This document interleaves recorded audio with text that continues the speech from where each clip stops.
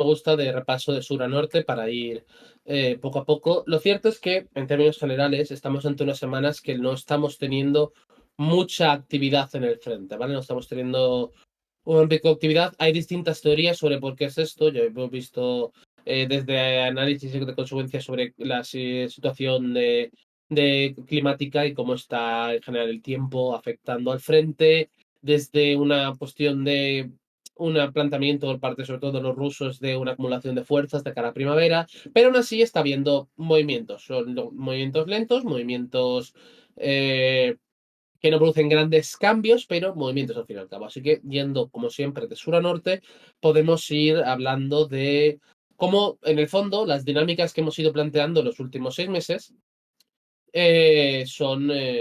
continúan estando ahí. Yo creo que principalmente hay tres cosas de las que debemos hablar. La primera de ellas es la situación en la zona, lo que hablamos antes del sur de Donetsk, que realmente es el centro del Oblast de Donetsk, ¿no?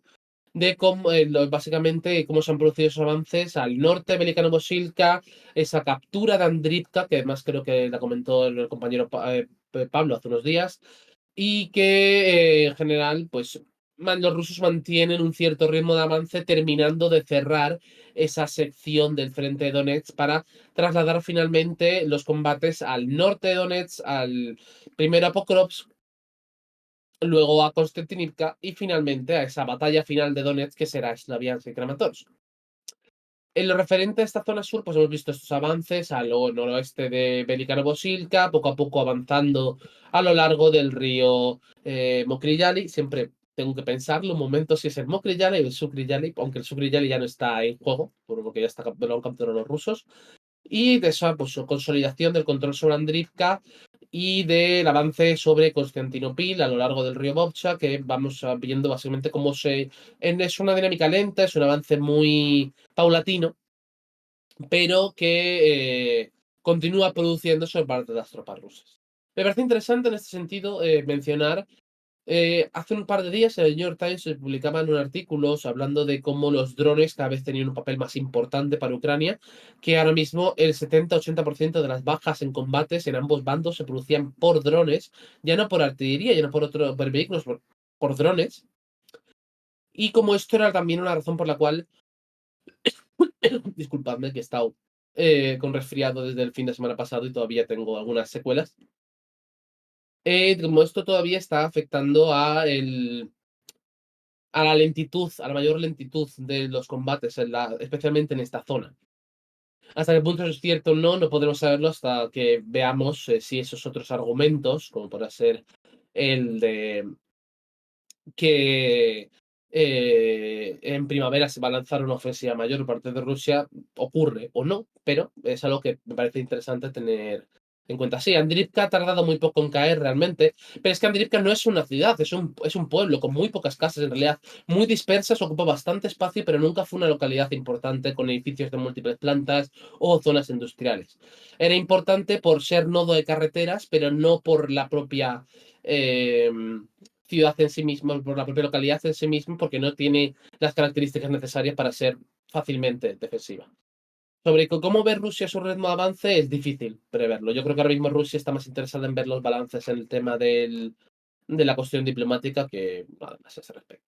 Vale, nos movemos ahora hacia Toretsk, Edu, bueno, con el mapa y hablar un poco sobre la situación aquí, donde recientemente, y aprovechando las inclemencias temporales que han impedido que la Fuerza Aérea Rusa pueda actuar con asiduidad, las fuerzas ucranianas han lanzado una contraofensiva local que ha permitido recuperar parte del territorio periférico de la ciudad y revertir ese dominio total de la misma que habían conseguido los rusos el mes pasado. ¿Dónde era, Esto Jorge? implica en Toretsk, Ah, Toretsk. Toretsk. Sí. Pues que básicamente en la zona de Pokrovsk no ha pasado nada, por eso he saltado directamente a Toretsk. Y es Me habías dejado un básicamente, poco loco por eso. lo sé, no te preocupes, me imaginaba que había sido el caso. Y eso hemos visto, esa pequeña contraofensiva local de por parte de los ucranianos en Toretsk, que como podéis ver es las zonas verdes en el mapa, recordatorio de siempre. Rojo, territorio controlado por Rusia, azul, territorio controlado por Ucrania, amarillo, avances de Rusia en este año, verde, avances de Ucrania en este año. Pues aquí podéis ver, por ejemplo, ese verde, esos territorios recuperados en esa contraofensiva parcial de los ucranianos, que básicamente hace que la batalla de Torets vaya a prolongarse algo más en el tiempo. ¿Hasta qué punto o con qué gravedad? Pues en cuanto a las dinámicas del frente, pues no me atrevo a vaticinar, pero es algo que definitivamente ha ocurrido. Torres es una ciudad que se ha resistido mucho a al avance ruso. Es algo, es una de las batallas más intensas urbanas que ha habido en este último año. Y que, pues, debido a su papel de importancia de cara a ser, como siempre he hablado de las puertas de las llaves, ¿no? Pues ser una llave para el avance hacia Constantinivka, que es eso mismo una puerta que abre el avance hacia Kramatorsk y Slaviansk. Y en consecuencia, pues, al igual que ocurre con Chasiv Yar, son dos batallas que son de muy larga duración.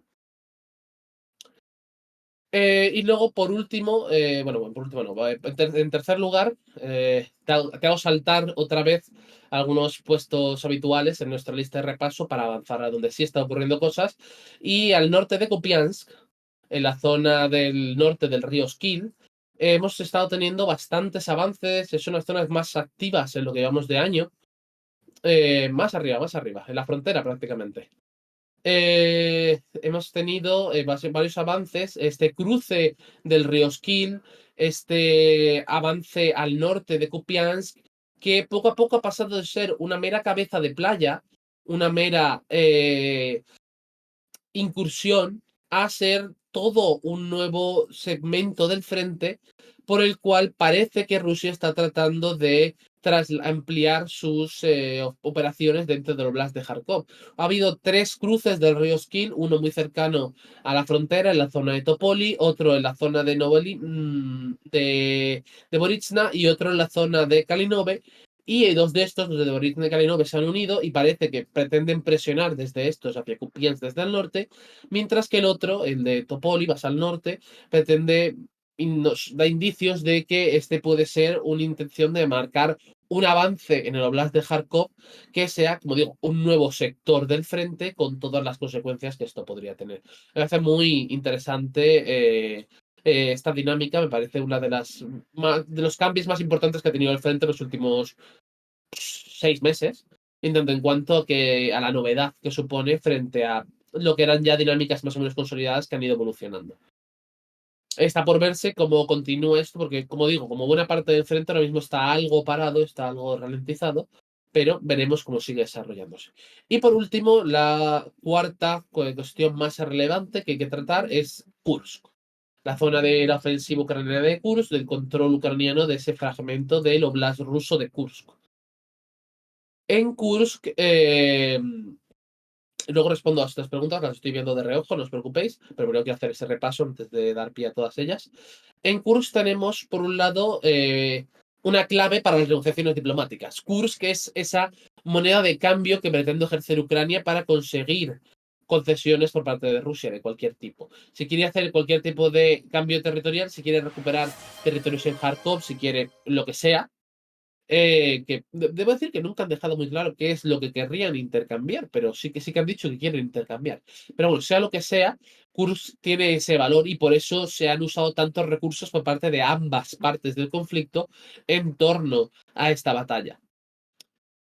Los últimos acontecimientos en torno a Kursk son principalmente dos. El primero, Rusia ha cruzado hacia el oblast ucraniano de Sumy, el vecino de Kursk, en el otro lado de la frontera, con esa pequeña incursión que veis ahí al norte de Vilobody y Basivka, que ha tomado un par de localidades fronterizas como son Zurabka y Novenke, y a través del cual se ve que Rusia pretende amenazar, poner en peligro ese cuello logístico, ese cuello de botella logístico, que es la carretera R200, el lado ruso, que avanza de Yunakivka a Sutsa, y que básicamente es el principal punto por el cual pasa cualquier tipo de apoyo logístico para Ucrania dentro de esos territorios que tienen controlados dentro de Kursk. Es una posibilidad real que lleguen a cortar los rusos esta carretera. Por ahora está bajo fuego de artillería y realmente estamos hablando de que ahora mismo desde las posiciones rusas hasta esa carretera hay 6 kilómetros.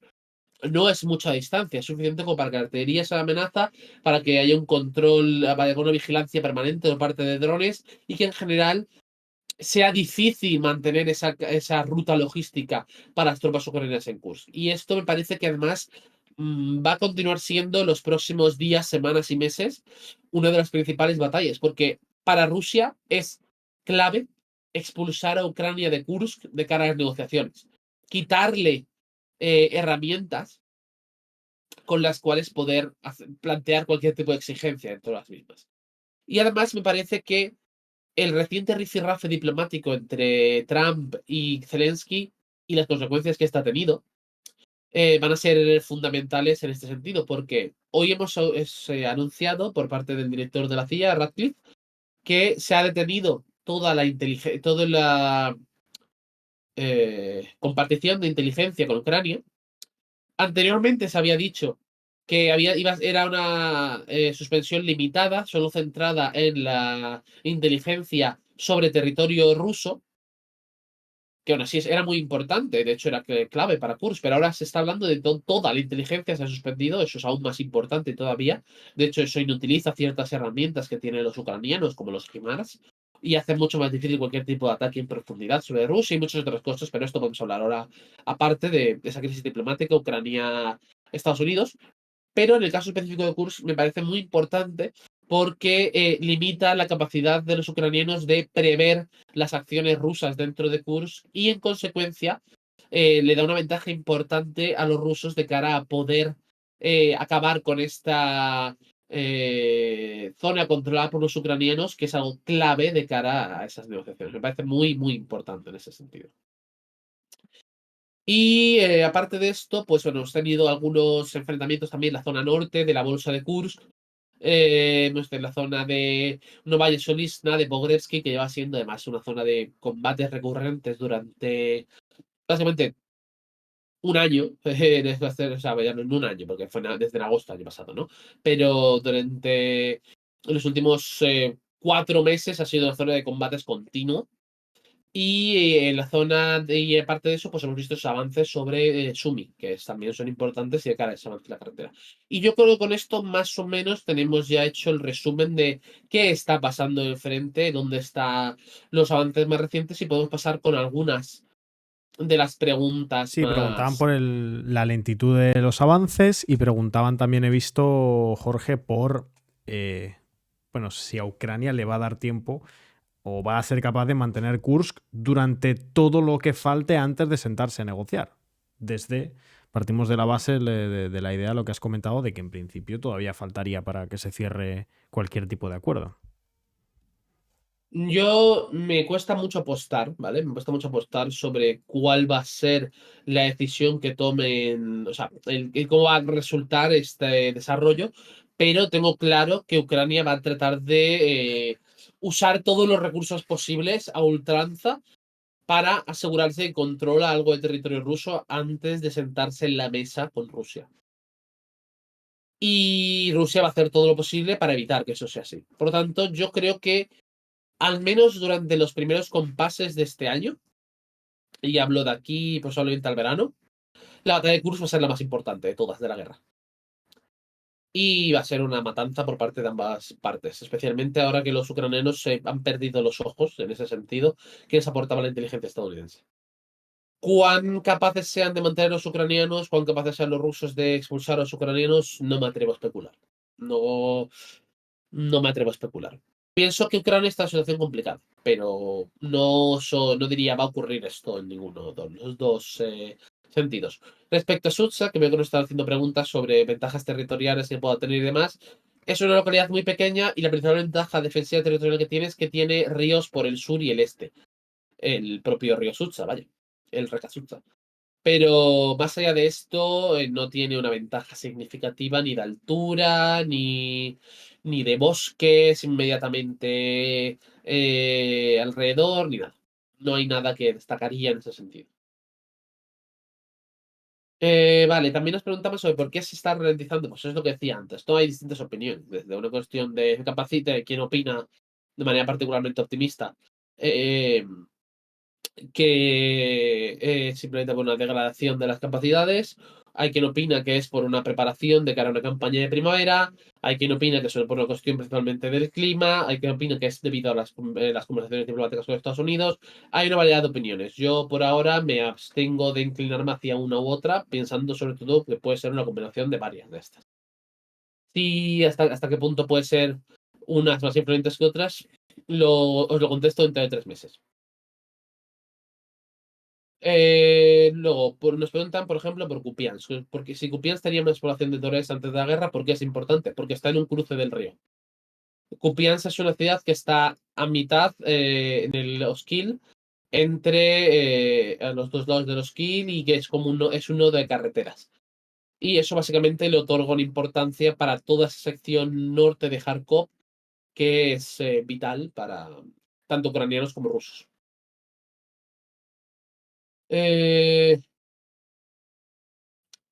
Luego, más preguntas que os hacéis. ¿Por qué Rusia no lanza una ofensiva a gran escala? Primero, hay que preguntárselas si Rusia tiene capacidad para hacer tal cosa. Segundo, a ver, yo creo que habría una razón evidente a nivel diplomático. Porque Rusia lo último que necesita verse ahora es como más amenazante de cara a negociar con Estados Unidos. No creo que haya una gran ventaja en este momento en particular, especialmente con esas tensiones que está habiendo entre Zelensky y la Casa Blanca, para que Rusia quiera poner en peligro esto. De hecho, es un argumento que veía un cierto debate hoy respecto a la suspensión de la colaboración en inteligencia entre Estados Unidos y Ucrania, sobre si Rusia aprovechará esta suspensión para intensificar sus ataques o tratará de dejarlo pasar por posibles beneficios diplomáticos y mantener esa tensión en las relaciones entre Ucrania y Estados Unidos. Yo creo que ambos argumentos tienen su razón de ser. Y bueno, veremos qué ocurre. Nos preguntáis, ¿la inteligencia británica no es suficiente para Ucrania? No. Nada que pueda ofrecer, realmente nadie, sinceramente, nadie puede ofrecer Esa es la lo que clave. ofrecen Eso nos lo preguntaban mucho, ¿no? Si Europa, porque se dice, bueno, si Estados Unidos abandona Ucrania, entonces que sea Europa quien la sustituya. Y yo creo que a veces no se entiende que no es solamente una cuestión de voluntad, que simplemente Europa no tiene las capacidades tecnológicas para sustituir a Estados Unidos en el corto ni en el medio plazo. Entiendo que eso es así, ¿no? Efectivamente. El cálculo aproximado es que normalmente necesitaríamos al menos una década de cambios estructurales enormes en Europa para ser capaces de sustituir plenamente las capacidades de las que dispone Estados Unidos de cara a las funcionalidades de defensa en Occidente. Pero, específicamente, por poneros un ejemplo muy concreto, Estados Unidos utilizaba los satélites KH-11, que tienen capacidad de monitorización a tiempo real y resolución en centímetros, que daban una información fundamental a los ucranianos para localizar eh, desde objetivos militares rusos, movimientos militares rusos, oficiales rusos, y que estos pudiesen ser atacados. Ha sido clave para para que en el principio de la campaña los ucranianos pudiesen atacar oficiales rusos dentro del territorio ucraniano, y posteriormente para ayudar a los ucranianos a seleccionar objetivos para usar los HIMARS, los Storm Shadow o los ataques con drones a larga distancia. Eso se acabó. Y eso no es algo que podemos sustituir desde Europa. Simplemente no podemos. No tenemos ninguna capacidad equivalente, porque es una capacidad, primero, carísima, segundo, que se ha desarrollado a lo largo de los años. Y eso no es algo que podamos sustituir mañana, ni un año, ni en 5 años en realidad. Necesitaríamos unos cambios enormes para crear esa capacidad y serían demasiado tarde para Ucrania. Eso es algo que solo puede produccionar Estados Unidos. Y al haberse retirado Estados Unidos, Simplemente lo pierden. Y ya está. están jodidos. Sí. Sí, no hay otra manera de verlo. No hay matiz.